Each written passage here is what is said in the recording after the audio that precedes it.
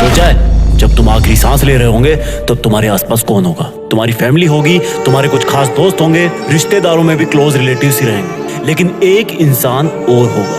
वो बस तुम्हें कुछ समय पहले से ही जान रहा होगा और उसको इस बात का कोई फर्क नहीं पड़ेगा कि चाहे तुम कोई भी हो, किसी भी धर्म के हो, किसी भी जाति के हो, किसी भी गांव के हो, शहर के हो, गोरे हो, काले हो, बच्चे हो, बूढ़े हो, आदमी हो या औरत हो, वो तुम्हारा और तुम्हारे रिलेटिव्स का आपस में मिलने का टाइम बढ़ाने के लिए, तुम्हें नई जिंदगी देने के लिए अपनी टीम के साथ पूरी जी जान लगा रहा होगा। ये वो इंसान होगा जिसने अगर ऑपरेशन थिएटर के बाहर आकर सॉरी बोल दिया तो समझो खेल खत्म। ले सकते हो ये जिम्मेदारी, बन सकते हो इस तरह का एक बहादुर डॉक्टर जो कि अभी अभी ऑपरेशन थिएटर से निकला है, जिसको इंफॉर्मेशन मिली है कि इमरजेंसी है। एक डॉक्टर के लिए इमरजेंसी वर्ड काफी है। उसके लिए इमरजेंसी का मतलब सिर्फ और सिर्फ किसी की लाइफ है।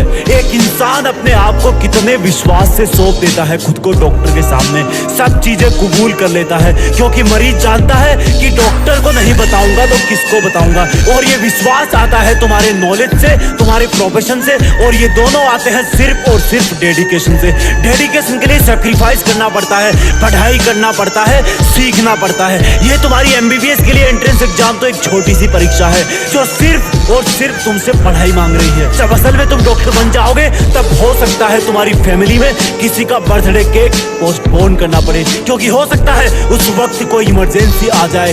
उस सैक्रिफाइस के सामने आज के एग्जाम वाले सैक्रिफाइस बहुत छोटे हैं। अभी सिर्फ तुम्हें आलस छोड़ना है, बिना रुके मेहनत करनी है, क्योंकि डॉक्टर की चैलेंजिंग लाइफ में अगर एक बार सर्जरी रूम में घुस गए तो उसको पूरा करके ही बाहर निकलना है, अधूरा नहीं छोड़ना है। और अगर तुम नहीं कर सकते ऐसा तो प्लीज किसी और नौकरी की तैयारी कर लो, क्योंकि डॉक्टर का व्हाइट कोट बेदाग होता है। उसको पहनने का मतलब है कि सामने चाहे कोई भी हो, अगर उसको मेडिकल प्रॉब्लम है तो वो बिना कंडीशन उसकी हेल्प करेगा। ये जो गले में स्टेथोस्कोप होता है वो जिम्मेदारी की माला है। तुम्हारा काम, तुम्हारा प्रोफेशन डायरेक्टली लोगों की लाइफ से जुड़ा हुआ है। आईसीयू के बाहर जो रिलेटिव्स की भीड़ है वो इसी चीज का वेट कर रही होती है कि कब डॉक्टर बाहर आए और बोले कि चिंता मत कीजिए, मरीज खतरे के बाहर है और उसको होश आ गया है। कहां से आती है ये जिम्मेदारी, कहां से आता है लोगों में एक डॉक्टर के प्रति इतना विश्वास? सोचा है कभी? क्योंकि वो मेहनत करते हैं और वही मेहनत तुम्हें अभी करनी है। सोचो ये तुम्हारी नीट की एग्जाम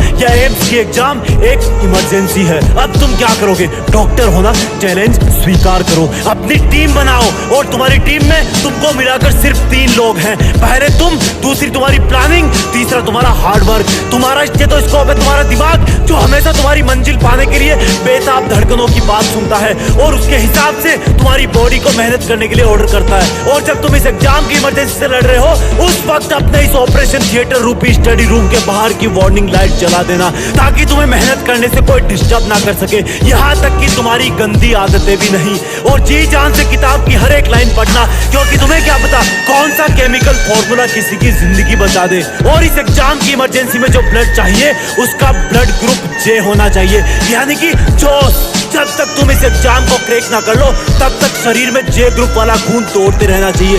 जब तक मिशन पूरा ना हो तब तक क्विट मत करना। तुम्हारी हर एक सेकंड पर एग्जाम के पेशेंट की हर एक सांस चल रही है। इस तरह से तुम डेली मेहनत करना, पढ़ाई को एक इमरजेंसी की तरह लेना। और सुनो, डॉक्टर बन रहे हो ना तुम, तो कभी भी चीजों में डिले मत करो, आलस को लात मारो। यकीन मानो मेरा, तुम्हारा ऑपरेशन सक्सेसफुल हो जाएगा। बड़े होकर एक नेक और काबिल डॉक्टर बनना, क्योंकि दुनिया में ऐसा ट्रस्ट बहुत कम जगह को देखने को मिलता है जैसा मरीज और डॉक्टर का होता है। मरीज बिना कोई सेकंड थॉट लाए वो सब करता है जो डॉक्टर कहता है। वही डॉक्टर अपनी मेहनत और लगन से, अपने ज्ञान से और सर्जिकल इंस्ट्रूमेंट से बहुत बड़े बड़े काम कर जाता है।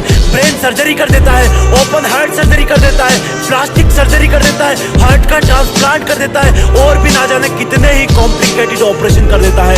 कौन है वो इंसान जो ये सब एडवांस बायोटेक्नोलॉजिकल काम करता है? क्या ये सब काम करने वालों को अलग से पैदा होता है? वो हम जैसा ही पैदा होता है, लेकिन उसकी मेहनत और लगन उसको वो सब काम करने के काबिल बनाती है जिससे कई जिंदगियां बच जाती है। और उस मेहनत की स्टार्ट होती है उस स्टूडेंट से जो एमबीबीएस करने के लिए एंट्रेंस एग्जाम की तैयारी कर रहा है और ये जीत फिक्स का वीडियो देख रहा है। जय हिंद, वंदे मातरम।